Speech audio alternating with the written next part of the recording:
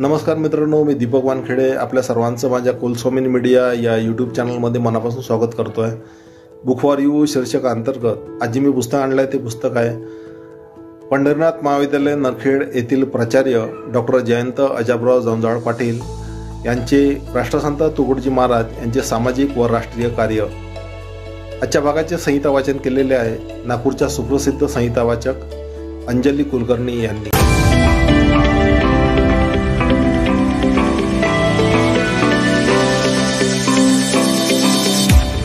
पंढरीनाथ कला वाणिज्य महाविद्यालय नरखेड येथील प्राचार्य डॉक्टर जयंत जवंजाळ यांनी राष्ट्रसंत तुकडोजी महाराज यांचे सामाजिक व राष्ट्रीय कार्य या PhD शोधप्रबंधाचे रूपांतरित झालेले पुस्तक नुकतेच प्रकाशित केले आहे.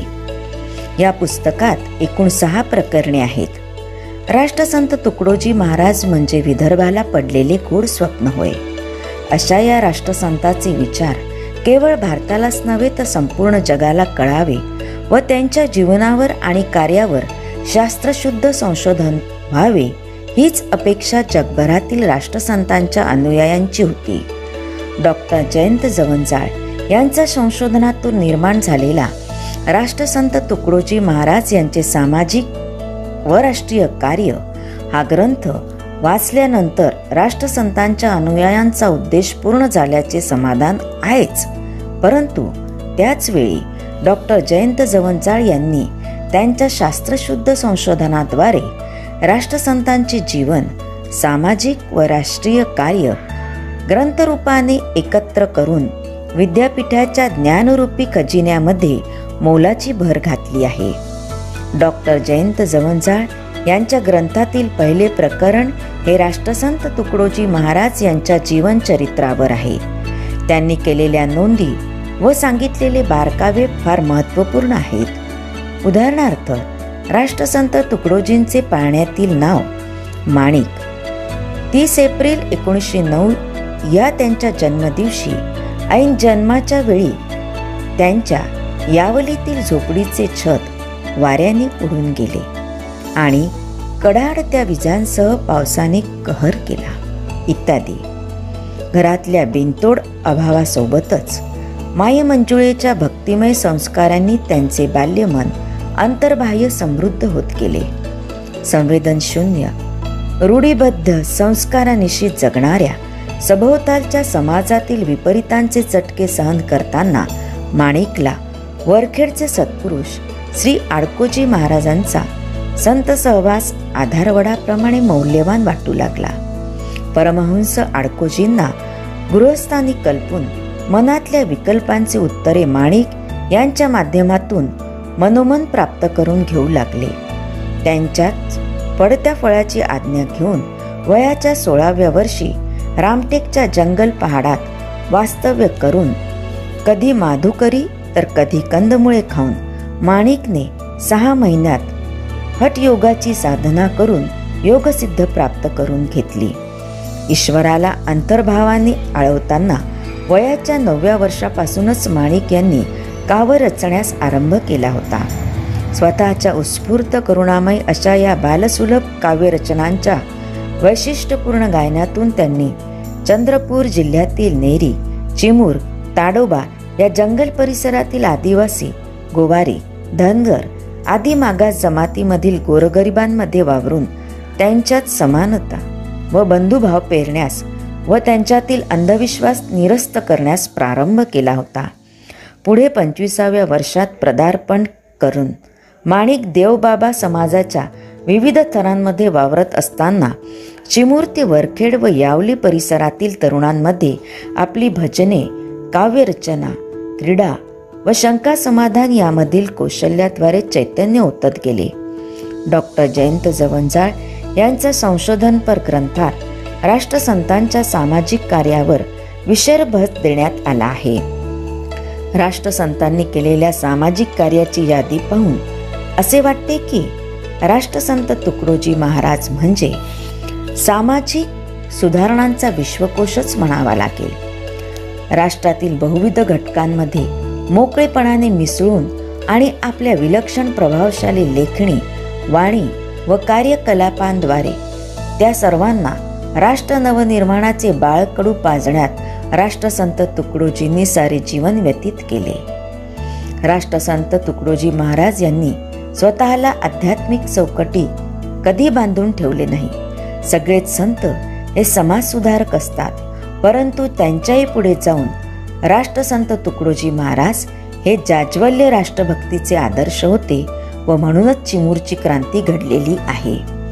तुकडोजींच्या प्रेरणेने चिमूर, आष्टी, यावली, वरुड, चंद्रपूर, वरोरा, हिंगणघाट या संपूर्ण विदर्भ परिसरामधून 9 ऑगस्टच्या नागपंचमीला क्रांतीचा आगडोम उसळला आणि तुकडोजींनी लोकमानसात रुजलेल्या राष्ट्रभक्तीचा साक्षात्कार देशाला झाला. त्याकरिता तुकडोजींना तुरुंगवासही भोगावा लागला.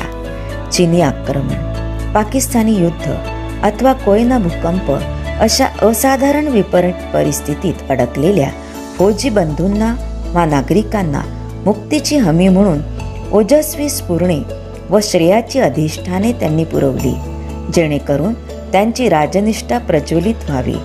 या सर्व नोंदी व बारकावे प्राचार्य डॉक्टर जयंत जवंजाळ यांच्या सूक्ष्म व तीव्र बुद्धिमत्तेचे द्योतक आहे. प्राचार्य डॉक्टर जयंत जवंजाळ यांनी आपल्या शोध ग्रंथाचा शेवट ग्रामगीता या प्रकरणाने केला आहे.